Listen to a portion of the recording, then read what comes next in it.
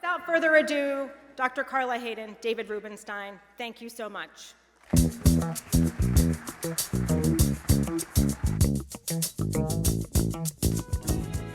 Bears heavy on my mind. Then I look at you, and the world's all right with me. Just one look at you, and I know it's Okay, so thank you all for coming this evening and supporting Enoch Pratt Library. I used to come here as a boy every Saturday, take the 7 bus down from Falstaff through Park Circle, down Pennsylvania Avenue to come here. There were a lot of card catalogs in this room. Anybody remember what a card catalog is? No. I had a lot of card catalogs. I'd spend about 4 or 5 hours here Saturday afternoons, and you know, big memories. I haven't been back since then. I would like to just say at the outset 2 things. One, I came to know Carla not from the Enoch Pratt Library, but a number of years ago, the Library of Congress set up a support group to support the Library of Congress called the Madison Council, and there are a number of Madison Council members here. Can you raise your hands who are, okay, so thank you all. The Madison Council supports the Library of Congress, and I've been the chair of it for maybe 10 years or so. And in the course of that, I've gotten to work with Carla. When she was appointed, I didn't really know her that well. And then we came to have, I think, a very good relationship because she was indefatigable in what she was doing at the Library of Congress. And I assumed that I was asked to come here tonight because we share something in common. We've both been fired by President Trump. But, it's a club, David. It's a club. We should get T-shirts. we both carry that as a badge of honor. At the Library of Congress, I worked with her on many things that were her ideas. I tried to support her, but what she did was to try to open the library to not just scholars and not just members of Congress, but to everybody. And the process began under her, and it's going to finish soon, where people can come and actually have an inviting place to actually visit the Library of Congress, and there's a place there for children to learn how to read. And that had never been done in the couple hundred years of the Library of Congress, so thank you for that. Carla also was indefatigable in helping to promote the National Book Festival. That was started a number of years ago, but it was not as good as it could have been, and Carla put a lot of energy into it, and one day a year, we had about 200,000 people come to the Washington Convention Center. We had about 85 great authors reading books, signing books, and so forth, and Carla was indefatigable there as well, so thank you for that. And then finally, I would say, I have a program that I began at the Library of Congress about 11 years ago, where I interview a great scholar, a historian, about American history typically, in front of only members of Congress, and the theory that the people making the laws should actually know something about American history. And so, but it works out because we ask the members to sit with people from the opposite party, which they rarely do, and get to sit with people from the opposite house, which they rarely do because there's no more legislation anymore, so there's no more conference committees. And Carla was indefatigable in supporting that. And I want to thank you for that as well. And I just want to, before I begin the interview, I want to just mention somebody who couldn't be here tonight asked me to read this. Somebody that's an admirer of hers, and somebody that I think we all admire. So let me just read it to you if I could. 70 and a few years ago, Carla Hayden brought forth on this continent a new baby, conceived in Florida and dedicated to the proposition that all people of all backgrounds, including children, need to learn how to read and to continue reading, especially books, throughout their lives. Now we are engaged in a great challenge, testing whether any person so conceived and so dedicated can long endure. We have come here tonight to celebrate the person who holds these views. It is altogether fitting and proper that we should do this. But in a larger sense, we cannot celebrate and honor this person by ourselves. The world will little note nor long remember what we say here, but it can never forget what those who have benefited from this person here and around the country have done with their lives.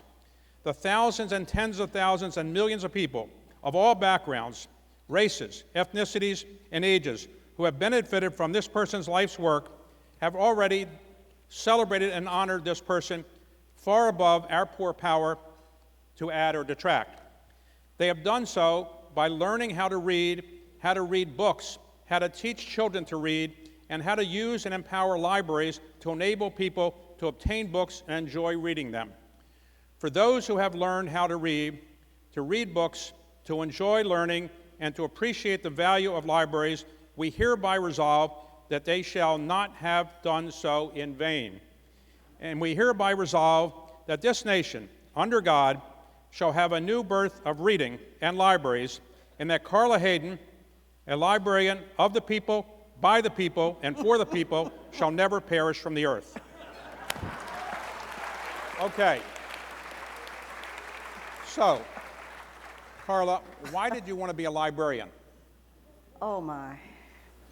Well, I call myself an accidental librarian because I was the child of two classically trained musicians. That's why I'm a librarian. But just like my parents, and they realized that I didn't have the talent they had. And we all knew that by 12. It was all agreed. But what I did have was a love for text and books. But why didn't you go into something important like private equity? You didn't consider that? Well, after I graduated, undergrad, I was wondering what to do, and my wonderful mother said, maybe while you're thinking about that, what you're going to do, you should seek employment. And so I went to my favorite place between job interviews, where they said, you're very nice, you're good grades, but whatever. And the person who was there came in to that library in Chicago and said, are you here for those library jobs? They're hiring anybody. And I said, well, all right, I like books. But I found out, and I was introduced and put in a storefront library with a young lady who was going to something that I didn't know about, graduate library school. You went at to the University of Chicago. University where fun goes to die. Okay, so you Those of you who know that, that's... got your PhD at the University of Chicago. Right, and that's when I knew. I said, wow, here I am in a storefront library, and people are coming in with their prescriptions and asking us what this is. It was more than just a place for books. It was a community center, and that's when I knew. Now, when you're in Chicago, you met a young man and his wife named Barack Obama and Michelle Obama. Did you say this man is going to be president of the United States when you met him? Oh, no, I met her first. Oh, okay. Because I was back in Chicago to be with the chief librarian at Chicago Public Library, and there was a young woman that worked for Mayor Daley, Michelle Robinson, and the library was part of her portfolio. And so I got to know her, and then she gets engaged to this guy with a funny name. And then that's how I knew. Never, though, would I have dreamed that years later I would be sitting in the Oval Office across from that gentleman who said, I've seen all of these wonderful treasures at the Library of Congress. What can you do to make sure everyone sees them? So, did you tell your mother that the job of being librarian at Congress paid less than being at the Library of Enoch Pratt? No, and she still has a thing about that. So you And there were a took lot of pay things cut. you couldn't do as a federal employee. So you Couldn't took a be on pay cut to come boards, to you the, couldn't you do took a pay this. cut, right, to come to the library? Okay. Yes. Look Now- at her. She's like, yes. Now, when you became the librarian of Congress, I assume you had a government car to bring you back to Baltimore every night, right? No, No, you didn't. no. You only had a government car within the city limits. So every So I night, would how did- take the MARC train, or I would drive, and I'd see all kinds of people that were going the same way and saying, Well, many people who get jobs in Washington move to Washington. Why did you not move to Washington with your mother? Did you think of that, or you like Baltimore too much? I liked Baltimore too much, and it was so, and I mean, look, And I knew that I needed to be grounded in a way. So when I would go to the Eddie's or the Giant on the weekend, and people would say, "How are they treating you over there? We'll come over there." If they need to. Or just being able to just be with real people, with real dedication. And So when you met all these members of Congress, did you say, wow, they're really brilliant people and they have great skills? Or? now, you mentioned those congressional dialogues, and that's where, and you should know that the congressional dialogues that Mr. Rubenstein sponsors are called Date Night in Congress. They are the only places now where they can get together, bipartisan, and actually think about their place in history. And you would be, I think, heartened when you hear them listen to historians talking about what happened before the Civil War or what happened before World War I or World War II. And one historian even said, so, you know, people like me will be writing about you in 50 years.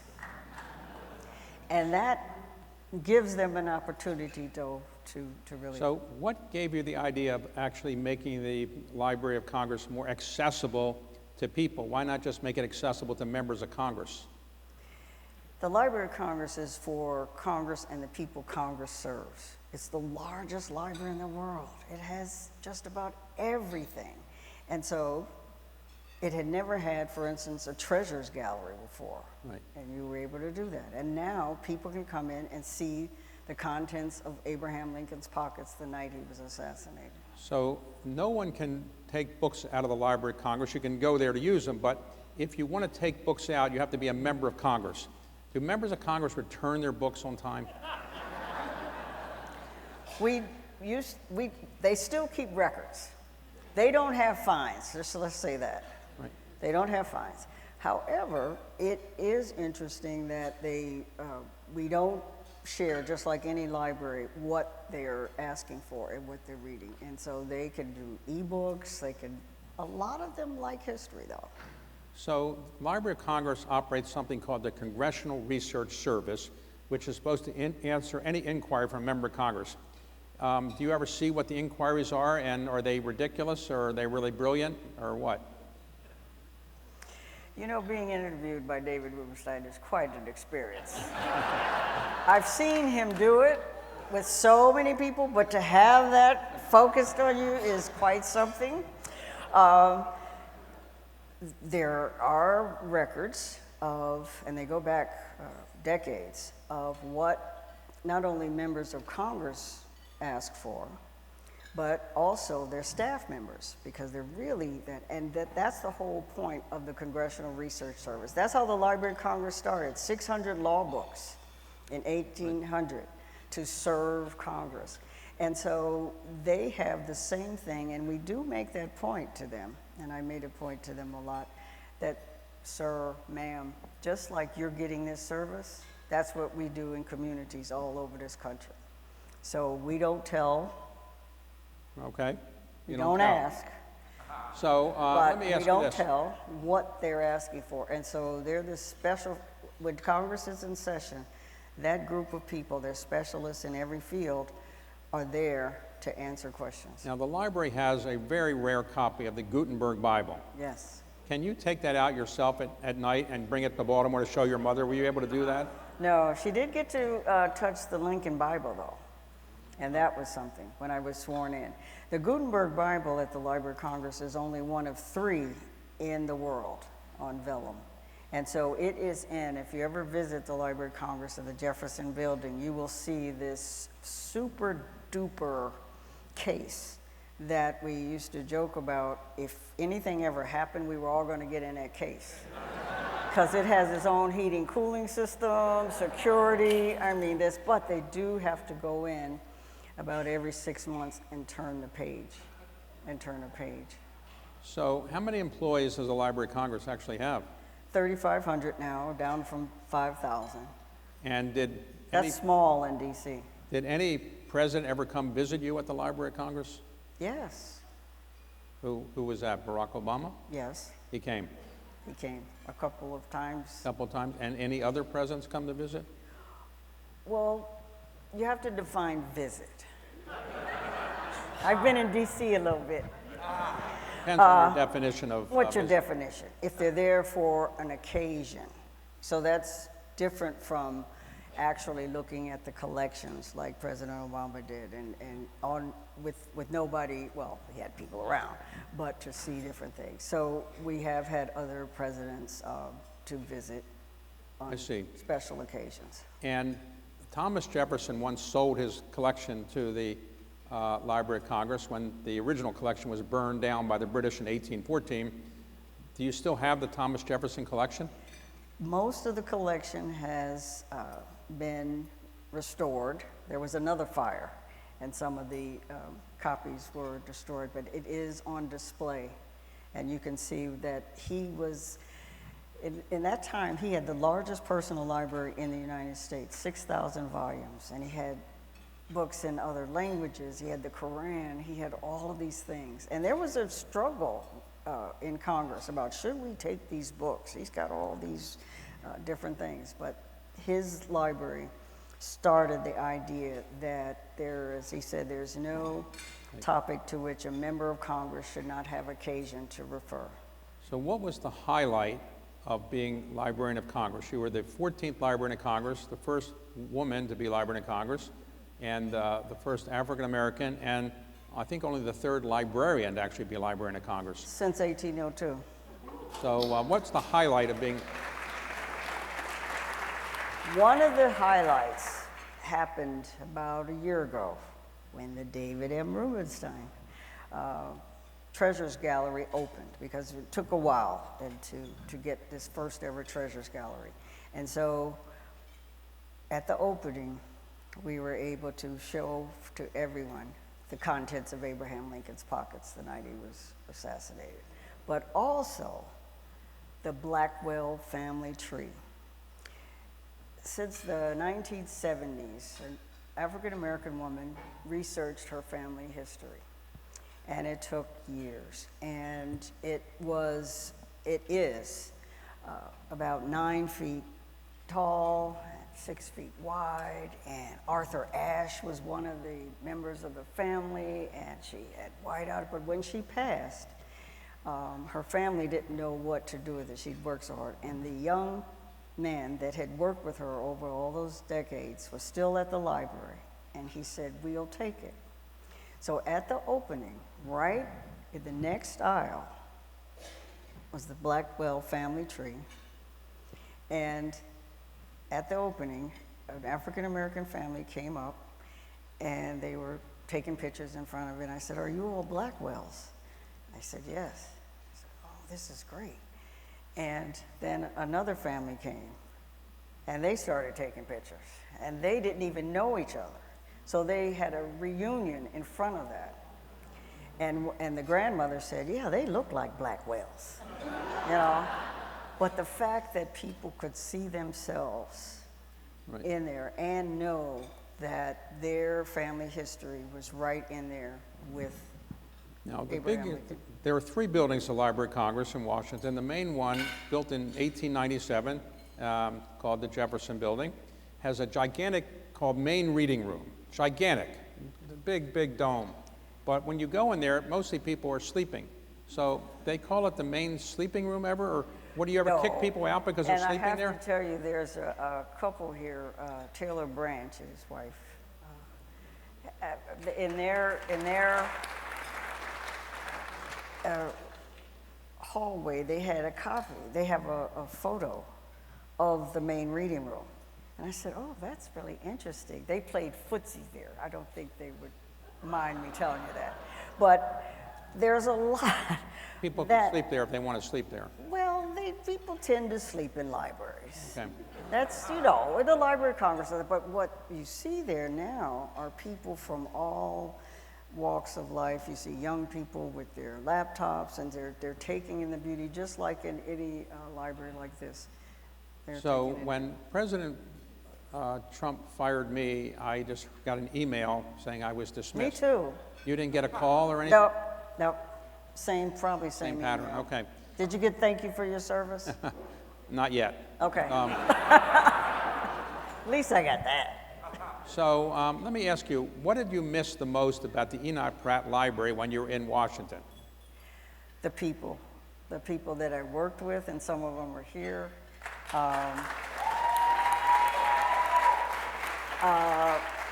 And also the people who would come into the library and going to the branches and seeing that. And that's what and I know that the new director, Chad Helton, knows this. We talked about it also, Heidi, before, that Baltimore has a unique relationship with their public library in a way that you don't see in other cities. People like their libraries in other cities and things, but not this visceral thing where everyone that you meet has a Pratt Library story of a certain age. So when you were working in Washington, did you switch your allegiance to the Nationals baseball team, or no, you didn't do that, right? Okay. Well, that's good. Well, see, remember, I had to make a choice when I came from Chicago, but I was already, was at Southside, or, Right. you know. And did any member of Congress ever come to you with a really good idea about something? Yes. Yes. Yes, they don't always show it. And that's what, I think you've had that experience, that when you meet them as people, or when they're in a safe space, and the library became that safe space for them. And they had their spouses, and they brought their grandchildren, and all of this. You see them as individuals, and it does help to get that view of them. Now, the Library of Congress sponsors something called the Gershwin Prize, Oh, yes. which is for creative songwriting, among other things, and you get to host people for a concert. Who were the most memorable people that you hosted? Oh, my goodness. There was Lionel Richie, who has a new book out, still a librarian, and he mentions the Gershwin Prize in that. Joni Mitchell was really something, because it was one of her first performances after having a brain aneurysm and all of this, and it was just something about her. Tony Bennett was very interesting. That Elton because John?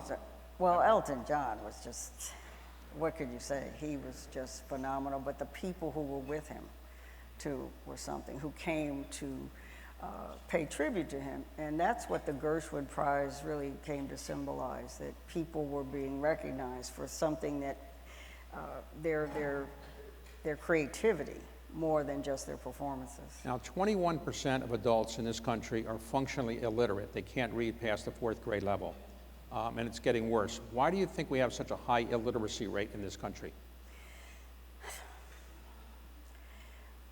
And at this time, when there are so many challenges to having young people read materials, it's rather ironic, isn't it, that we're saying children or young people shouldn't read certain things. We want them to read.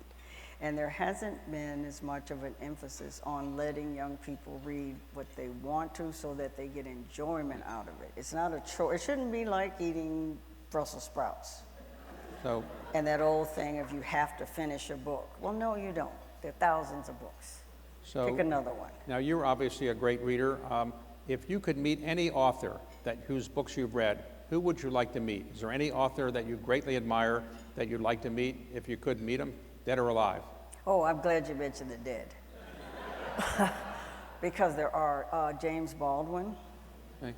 would be something that would be phenomenal, because when you think about what he was saying and what he did, and I did get to meet, though, a person I had admired, Doris Kearns Goodwin, because of her history. No Ordinary Time, right here on this stage at the Pratt Library, is when Doris Kearns Goodwin, and I remember going home that night and opening up the book, and it was just like she was talking.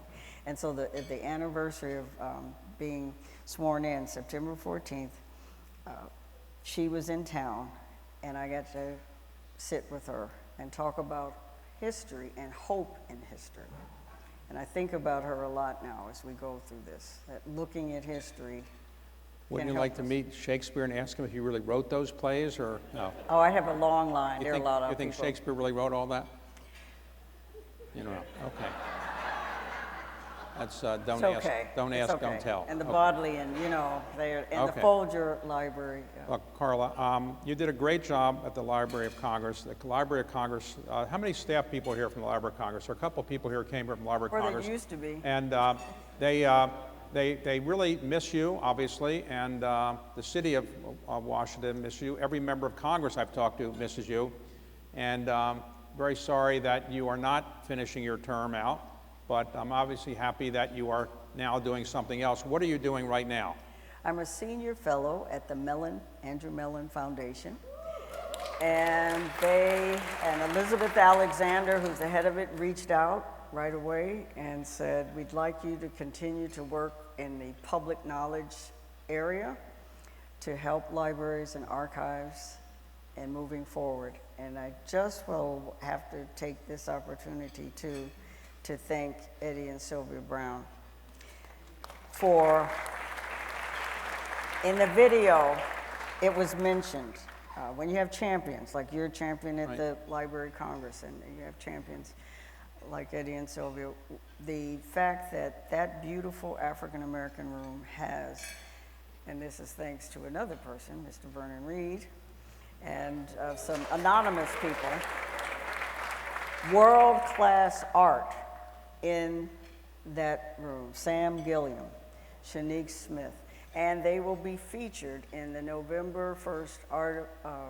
Icon issue of Be More Art, the art of the Pratt Library, including the artwork in the branches with Graphic Jack Young, who did all of those things. So a final question for you is this. Is your mother happy that you are now living more in Baltimore than in Washington? Is she happier or not? She's extremely happy, and in fact, when we watch the news together sometimes in the evening, and she'll look at me, she'll say, I'm so glad you're not over there. Carla, thank you very much for a great Thank conversation. you all. Thank you. Okay. Thank you. Thank you. Thanks very much.